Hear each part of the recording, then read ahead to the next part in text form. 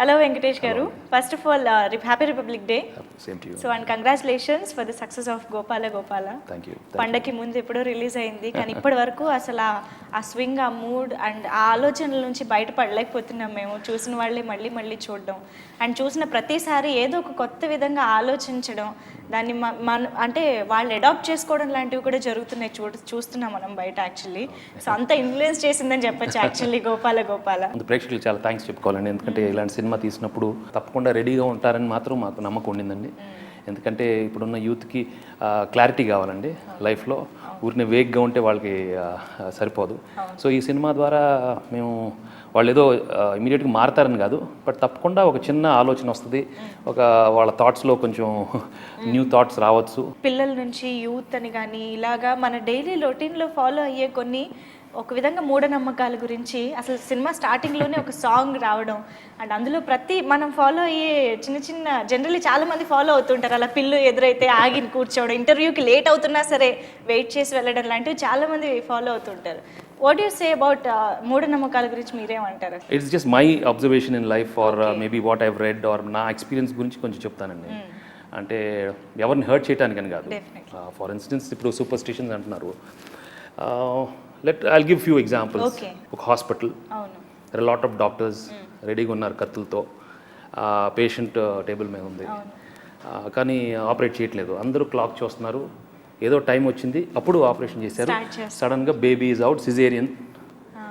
ఇది ఎందుకు చేశారంటే వాళ్ళ పెద్దలందరూ చెప్పారు, లేదు ఈ టైంలోనే రావాలి పాప, అప్పుడే మంచి టైం అనేది చెప్పుకొని అలా చేశారు.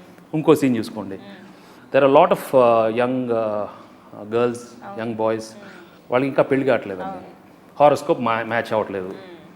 సో అలానే ఉన్నారు ఇంకా, ఎందుకంటే match like this you can go on in many things అండి. But here there is, I do respect everybody following such thing, because ప్రతి సైన్స్లో ఏదో ఒక ట్రూత్ ఉంటుందండి.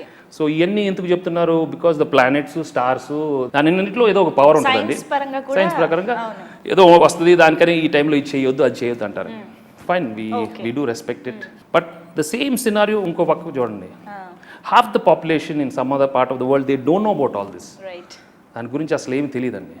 చాలా మంది యజ్ఞాలు చేయకుండానే వాళ్ళు చాలా ధనవంతులు అయిపోయారు. హెన్రీ ఫోర్డ్కి యజ్ఞం గురించి తెలియదు, పూజల గురించి తెలియదు. సో ఇప్పుడు రాకోల టైంలో ఎన్నో ఫ్లైట్స్ బయలుదేరుతున్నాయి, కానీ అన్ని బాగానే క్రాష్లు ఏమి అవ్వట్లేదు. అక్కడ చూసుకుంటే ఇక్కడే చాలా ఎక్కువ యాక్సిడెంట్స్ అవుతున్నాయి. సో అక్కడ అందరు పెళ్లి చేసుకుంటారు, అందరు బాగానే ఉంటున్నారు. So way we have to decide మనం ఎక్కడ ఇది ఉంటారంటే ఎక్కడో మిడిల్ పాత్ ఉండాలండి. మనం ఎక్స్ట్రీమ్కి వెళ్ళకూడదు. ఎస్, ఐ థింక్ మనం ఎప్పుడైతే వీక్ అవుతామో, ఎప్పుడైతే మనం బలహీనత చూసి మనం డెస్పరేట్గా ఉన్నామో సొల్యూషన్స్కి, మనం ఇలాంటి దానికి మనం బలైపోతామండి.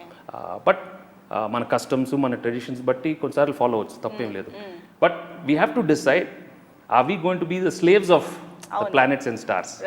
అది మనం డిసైడ్ చేయాలండి.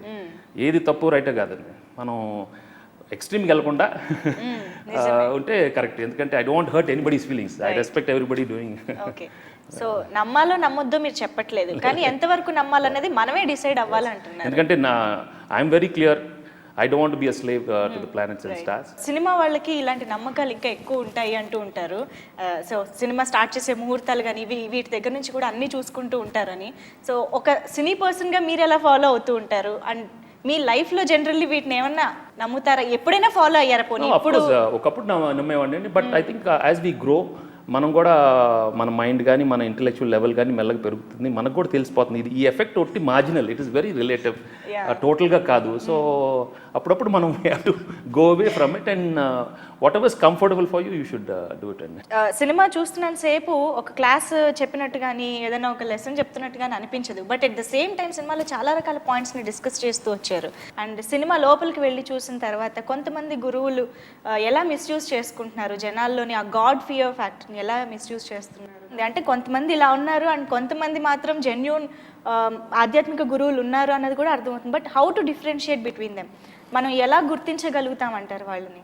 ఎప్పుడైతే the guru tells you that I can take you to the same level as him, he's the real గురువు అండి. ఒక శిష్యుడిని కానీ ఒక డిసైపుల్ని ఎక్కడో దూరంగా అట్టుపెట్టి తన టీచింగ్స్తో ఎప్పుడు అక్కడే ఉండాలి, నేను ఇక్కడ ఉండాలి, ఎక్కడో పైన కూర్చొని వేలాది మందికి లెక్చర్లు కొట్టాలంటే they are not that beneficial అండి. In the beginning it is might be beneficial. ఎందుకంటే అలాంటి గురువులు నీ వరల్డ్లీ బెనిఫిట్స్, నీ డిజైర్స్కి సంబంధించింది మాట్లాడతాడు, నీ కోరికల్ని తీర్చుకుంటాడు. అది మీకు లాంగ్ రన్లో మంచిది కాదండి. సో ఏ గురువు అయితే లేదు నువ్వు నేను ఒకటే, నువ్వు నా అంత you can become as big as me, you can learn all godly qualities from me and you and god are the same. అలాంటి ధైర్యం ఇచ్చే గురువు ఈజ్ ద రియల్ గురువు అండి. నాకు ఏం వద్దు, నాకు నువ్వే కావాలి, నాకు దేవుడు కావాలంటే then the highest god will come, the highest గురువు విల్ కమ్. రైట్. విగ్రహారాధన అనేది కరెక్ట్ అంటారా, ఆర్ అసలు ఐడల్ వర్షిప్ కరెక్ట్ కాదంటారా? అంటే మీ దృష్టిలో ఏంటి, అసలు ఎలా పూజించాలి, మనం ఎలాగా దేవుడికి దగ్గరగా ఉండాలని మీరు అనుకుంటున్నారు? ఒకటి గుర్తుపెట్టుకోవాలి ఏంటంటే, ఇప్పుడు మనం ఏ టెంపుల్కి వెళ్ళినా అసలు ఆ టెంపుల్ ఎలా వచ్చిందని ముందు మనం తెలుసుకోవాలి. ఎందుకంటే ఇప్పుడు ఆ చుట్టుపక్కల ఆ ప్రాంతంలో లేకపోతే ఆ కొండలో ఎంతోమంది ఋషులు జ్ఞానం చేసి మెడిటేషన్ చేసుకుంటారు. దానికనే ఆ ప్లేస్ పాపులర్ అయి ఉంటుంది.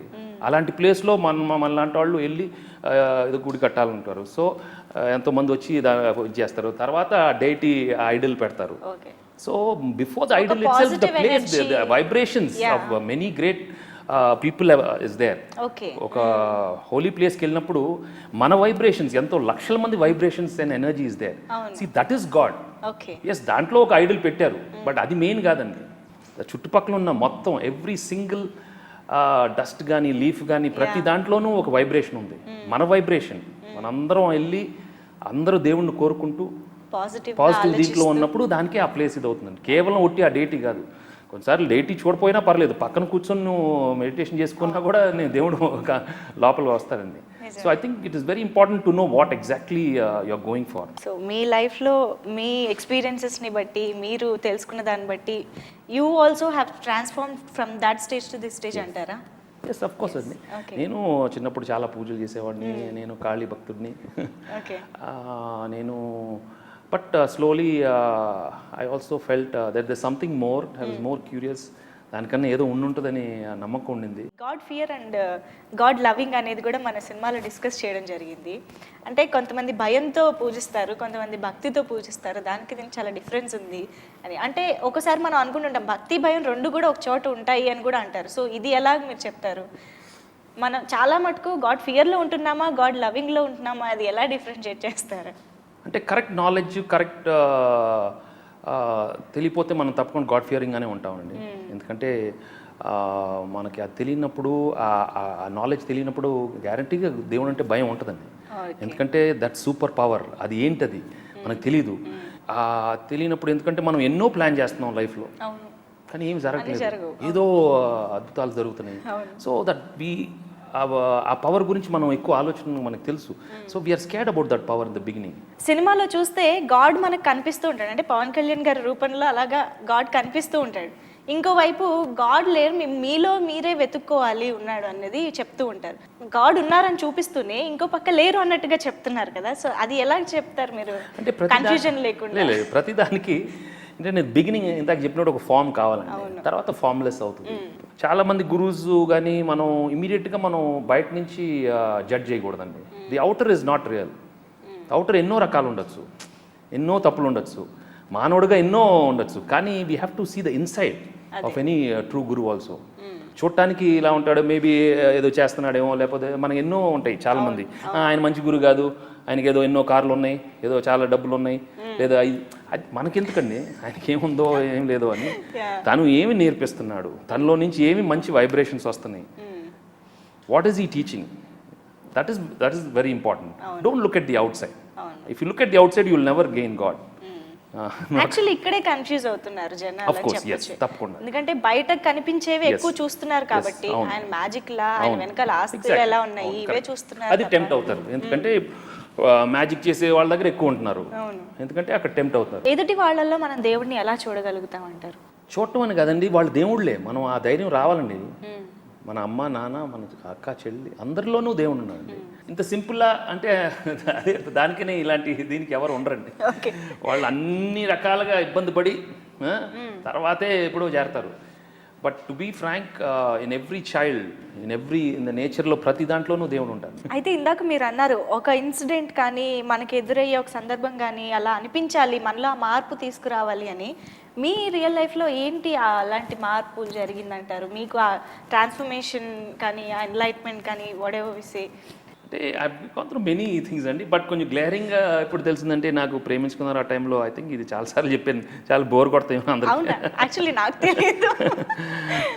ఐ థింక్ అప్పుడు చాలా సినిమాలు చాలా పెద్ద హిట్లు అయినాయి, వరుసగా సూపర్ హిట్స్. బట్ ఏదో యాత్రలకు వెళ్తా ఉన్నాం మీన్ ఎక్కడో ఐ థింక్ నెల్లూరులోనో some time ever travelling in the bus and చాలామంది ఉన్నారు, మొత్తం టౌన్ వచ్చేసారు చోటు.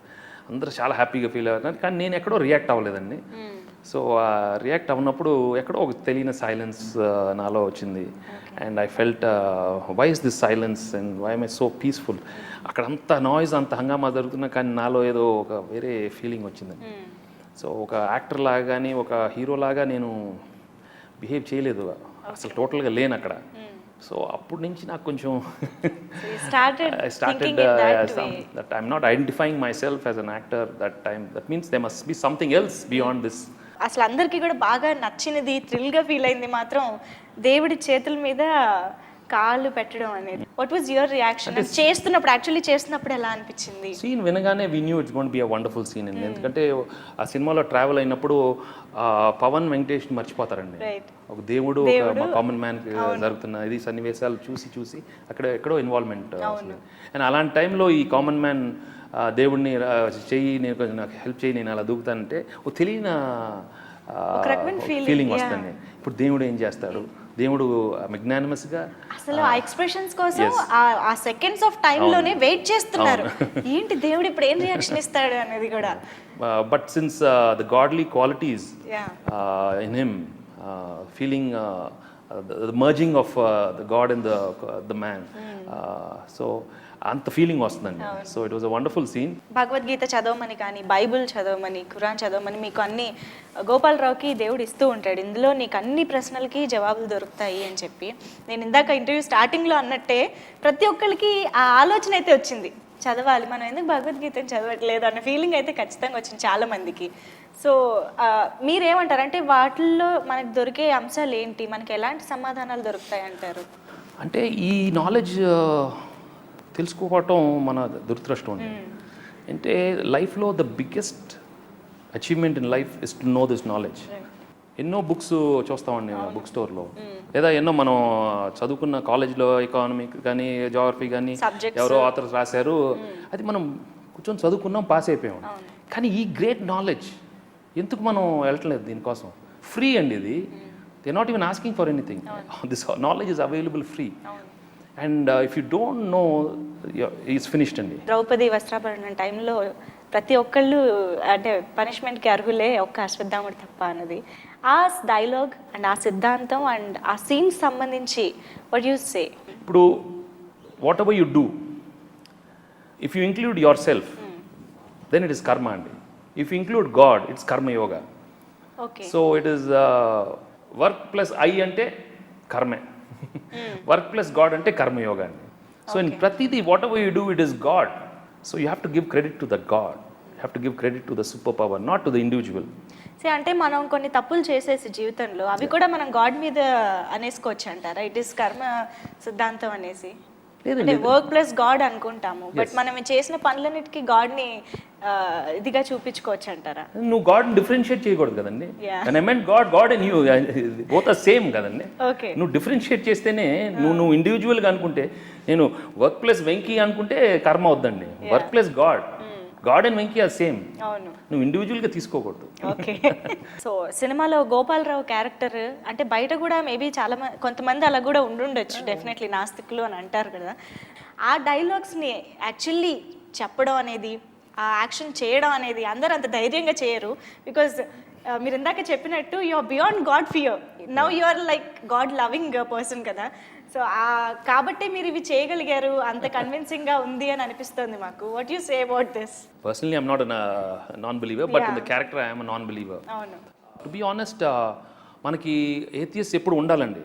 వాళ్ళు ఉంటేనే మనం ఈ బిలీవర్స్ కూడా కొంచెం కరెక్ట్గా షార్ప్గా ఉంటారు. ఎందుకంటే and atheist according to him తన కళ్ళు ప్రూఫ్ కావాలి తనకి. అవును, ప్రశ్నిస్తాడు. అవును, ప్రశ్నిస్తాడు, చూపెట్టు, అవును, ఎదురు పెట్టు, నా దేవుడు అప్పుడే నమ్ముతాడు. Then we start thinking about exactly, అప్పుడే మనం yes how do we think.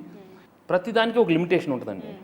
కళ్ళ ముందు ఒక పెన్సిల్ పెట్టాము కనపడుతుంది, మళ్ళీ కొంచెం దూరం పెట్టాము కొంచెం కనపడుతుంది, ఒక 1/2 కిలోమీటర్ కనపడలేదండి అదే pencil. So there is a limitation for the eye also.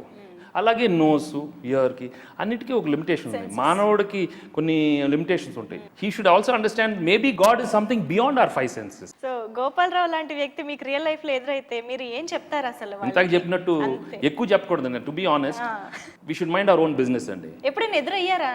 Yeah of course. Okay. ఎదురైనప్పుడు ఇదిగో ఇలాంటి చెప్తాను, ఇలాంటి ఎగ్జాంపుల్ ఏదో చెప్తాను.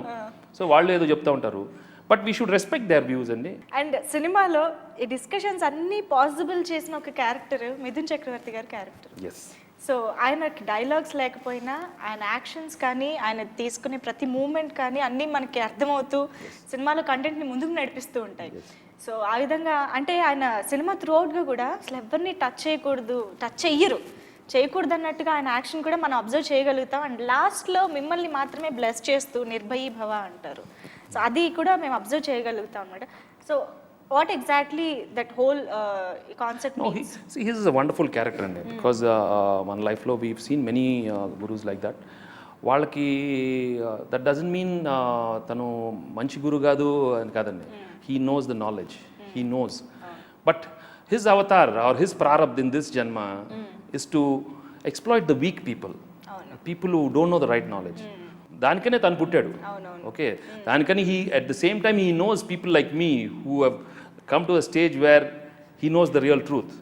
అది he can identify. దానికని he said నువ్వు ఫియర్లెస్గా ఉండు, ఎందుకంటే నీకు తెలిసిపోయింది, నిజం తెలిసిపోయింది. కానీ మేము మా పాటికి మేము వెళ్తానే ఉంటాం, ఎందుకంటే మళ్ళీ వస్తూనే ఉంటారు. ఎందుకంటే వాళ్ళ వీక్నెస్ని బట్టి మా ప్రారంభం బట్టి we'll do our own thing. సినిమాలో క్యారెక్టర్లోనే కాకుండా బయట కూడా ఇలాంటి వాళ్ళు ఉంటారు. అండ్ ఆఫ్ కోర్స్ క్యారెక్టర్ ప్రకారం చూసుకుంటే Mithun has done a wonderful job. ఇప్పుడు మనకి భగవద్గీతలో ఆన్సర్స్ దొరుకుతాయని చెప్పినట్టుగా సినిమా చూసిన ప్రతి ఒక్కరికి కూడా ఒక్కొక్క దానికి కనెక్ట్ అవుతూ వచ్చారనమాట. వాళ్ళ లైఫ్లో జరిగే ఇన్సిడెంట్స్ ప్రకారం కానీ ఎక్స్పీరియన్సెస్ ప్రకారం కానీ. సో అలాగా అందరూ కనెక్ట్ అయ్యారు. అండ్ దర్ ఇస్ నో కాంట్రవర్సీకి అసలు ప్లేసే లేకుండా సినిమాలో. సో అందరినీ ఆలోచింపజేసే విధంగా ఉంది. And thank you so much ఇలాంటి ఒక మూవీతో మా ముందుకు వచ్చి మాకు ఒక డిఫరెంట్ ఎక్స్పీరియన్స్ని కలెక్ట్ చేసినందుకు. And you are the one, అంటే మీరిద్దరే ఇలా చేయగలిగారు అన్నది మాత్రం ఖచ్చితంగా చెప్పచ్చు. No, it was a wonderful experience, and I'm really glad even Pawan accepted to play the role of God, and we also have traveled so long over the years, and ilanti movie మేము తీసుకోవటం, and it was the right film, so that we can express ourselves in different ways in the film. And I'm really glad Dolly directed the film.